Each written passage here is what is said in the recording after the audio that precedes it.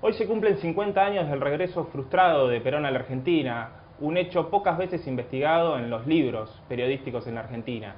Estamos con Ariel Hendler, él es autor de 1964, Historia secreta de la vuelta frustrada de Perón a la Argentina, que aborda este tema que hoy cumple 50 años, 5 décadas. Ariel, bueno, ¿cómo fue la investigación para este libro? ¿Qué te interesó a vos del tema en particular? Justamente lo que a mí me interesó fue el hecho de que sea un hecho tan poco conocido, del que no se sabe prácticamente nada, un hecho olvidado.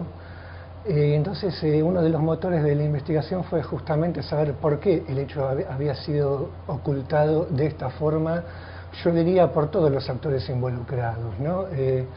Porque es un hecho que incomoda tanto a los peronistas, que ese día sufrieron una derrota bastante dura, como a los radicales que estaban en el gobierno, era la presidencia de Arturo Illia, y que bueno, se vieron en la situación bastante incómoda también de tener que servirse de un país vecino, Brasil, gobernado por militares para colmo, para que frenaran el avión que traía a Perón en Río de Janeiro y le impidieran continuar viaje hacia Montevideo, donde tenía el pasaje en realidad, pero con la intención de volver a la Argentina.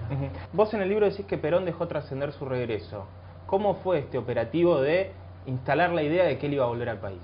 Habla por primera vez de su regreso como una cosa concreta cuando el presidente Illia, que a los pocos días de asumir, dice que Perón era libre de volver al país como cualquier otro argentino, como cualquier otro exiliado, siempre y cuando se hiciera cargo de las causas penales que tenía pendientes.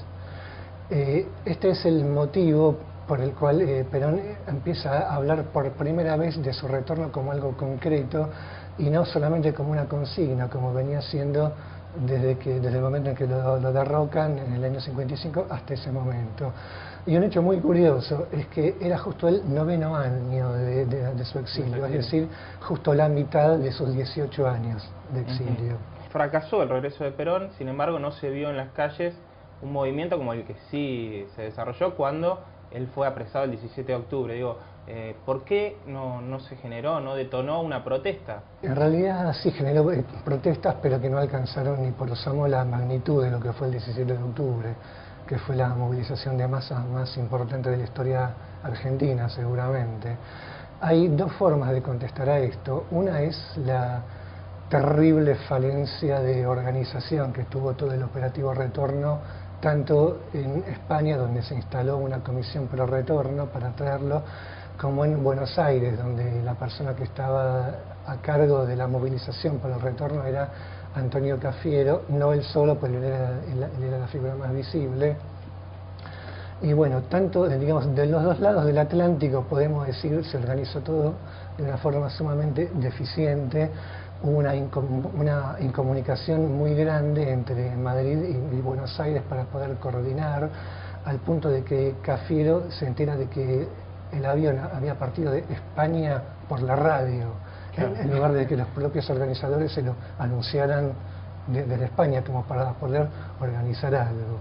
Este es un aspecto. El otro aspecto es que Perón se encontraba en ese momento en el medio de su exilio tan largo y en el momento en que se encontraba con más dificultades para poder controlar su propio movimiento a causa de la distancia, de los años transcurridos, y también a causa de que en Argentina le había salido un competidor bastante fuerte en el control del movimiento, que era Augusto Bandor, que bueno, fue también además el líder de la comisión pro retorno que lo estaba tratando de traer.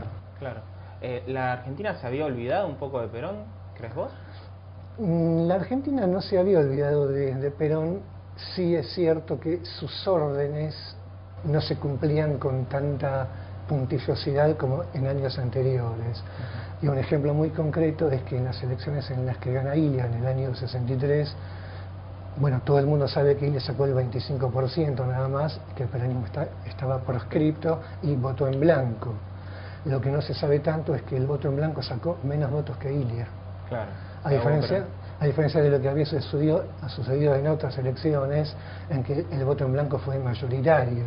Hay algo que me interesa mucho también y es que toda esta época, la primera mitad de los años 60, es una época bastante poco transitada por lo que hoy suelen llamar la historia reciente, ¿no? Una década que en general suele empezar o desde el golpe de Onganía o desde el Cordobazo, todos los relatos sobre esa época, y sin embargo es una época sumamente rica. Yo lo llamo los años 60 en blanco y negro, ¿no? Los años 60 antes de la psicodelia, antes de los hippies, una época muy rica en la que el Che estaba vivo todavía y estaba en plena actividad, una época en la que, bueno, se registran los primeros intentos de lucha armada en Argentina, particularmente el de Jorge Massetti en Salta. Los 60 en blanco y negro, en esta investigación de Ariel Hendler, 1964, Historia secreta de la vuelta frustrada de Perón, de Editorial Planeta.